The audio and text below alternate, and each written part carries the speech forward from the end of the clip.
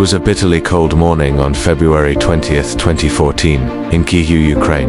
The grey sky hung low over Independence Square, known to the world as Maidan. The square was filled with people, ordinary citizens wrapped in heavy coats, faces pale from the freezing air but burning with determination. Smoke rose from barricades made of old tires and scrap metal. Flags waved above the crowd, blue and yellow against the colorless winter. No one knew that this day would mark the beginning of a conflict that would change Europe forever.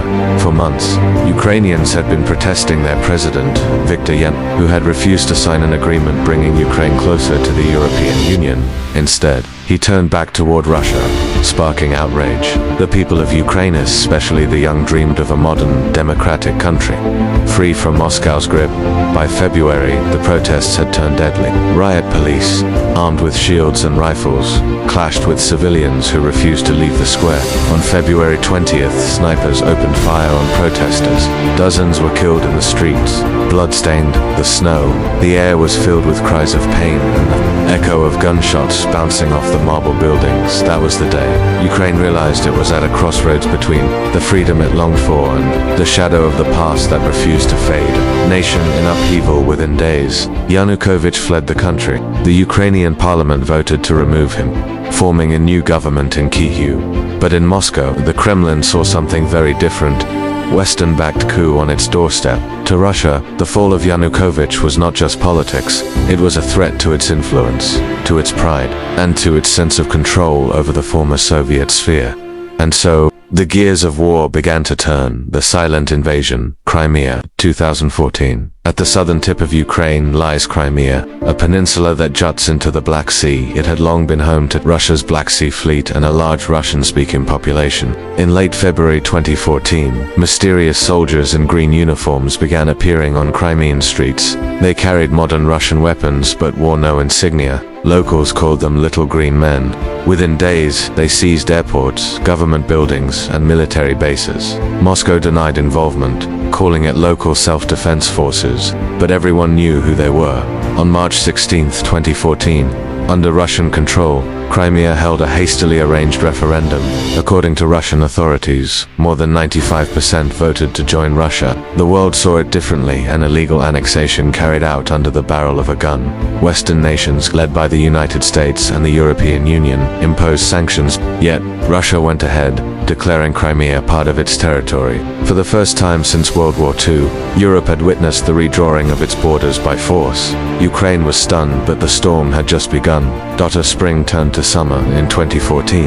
Armed men began seizing towns in eastern Ukraine's Donetsk and Luhansk regions, collectively known as Donbas. They called themselves separatists, claiming to fight for independence from Ukraine and allegiance to Moscow. The Ukrainian army, poorly equipped and unprepared, launched an operation to regain control. The fighting grew fierce. Villages turned into war zones. Tanks rolled through streets once filled with schoolchildren. Then came MH17. On July 17, 2014, Malaysia Airlines flight MH17, a passenger jet flying from Amsterdam to Kuala Lumpur, was shot down over eastern Ukraine. All 298 people aboard were killed, men, women, and children from 10 different countries. Investigations later concluded that a Russian Buk missile system, fired from separatist-controlled territory, had destroyed the plane. The world was horrified. Russia denied involvement, but the tragedy changed the global perception of the war. It was no longer a local conflict, had become an international crisis for the next several years.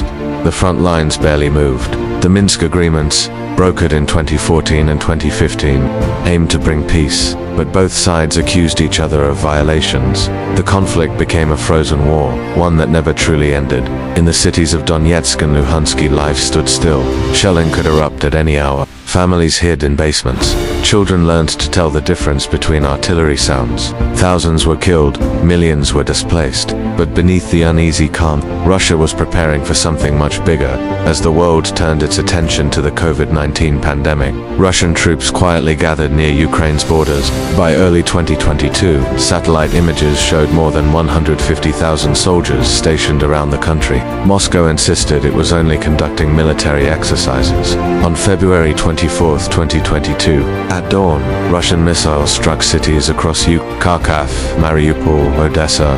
The world woke up to the news that Europe was at war again. Russian President Vladimir Putin announced a special military operation, claiming it was to demilitarize and denazify Ukraine. But to the world, it was a full-scale invasion. Western nations rallied behind Ukraine. The United States, NATO, and the European Union sent weapons, money, and humanitarian aid. Sanctions against Russia intensified, targeting its banks, energy exports, and wealthy oligarchs. But Russia was relentless. It bombed power plants, hospitals, and residential blocks. Cities like Mariupol became symbols of tragedy, entire neighborhoods reduced to ashes. Reports of war crimes and mass graves emerged, horrifying the world. Yet Ukraine fought back with stunning resilience, using Western-supplied HIMARS, Javelins, and Patriot missiles. They defended their cities and pushed Russian forces away from Kyiv and Kharkov. The Ukrainian spirit became a symbol of courage against tyranny. Through 2022 and 2023, battles raged in Bakhmut, Kherson, and Zaporizhzhia. The front lines shifted constantly, costing thousands of lives on both sides. Ukraine reclaimed some territories, but suffered heavy losses. The war had now become one of attrition, artillery duels, drone strikes, and endless trenches stretching across farmland. The once vibrant fields of Ukraine turned into a scarred landscape of craters and twisted steel. The human cost was staggering. Millions of Ukrainians fled to neighboring countries, Poland, Romania, Germany, seeking safety. Families were torn apart. The United Nations estimated tens of thousands of civilian deaths dot in the ruins of a village near Kyiv. A young soldier named Andriy wrote in his diary, "Greater than when I joined.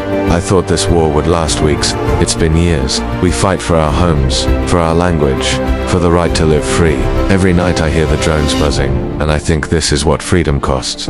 In a small apartment in Lovifolina, a mother of two taught her children by candlelight during power cuts. "They can take our light," she said softly, "but not our hope." These stories, millions like them, painted a picture far more powerful than any headline. This was not just a war of tanks and missiles. It was a war of hearts, of identity, of survival. The conflict rippled far beyond Eastern Europe. Global fuel prices surged, food shortages spread, as Ukraine, one of the world's largest grain exporters, struggled to ship its harvests. Countries in Africa and the Middle East faced rising hunger. NATO grew stronger, with Finland and Sweden abandoning decades of neutrality to join the alliance. The balance of power in Europe shifted dramatically. The Cold War lines had returned, only sharper, more dangerous, more digital.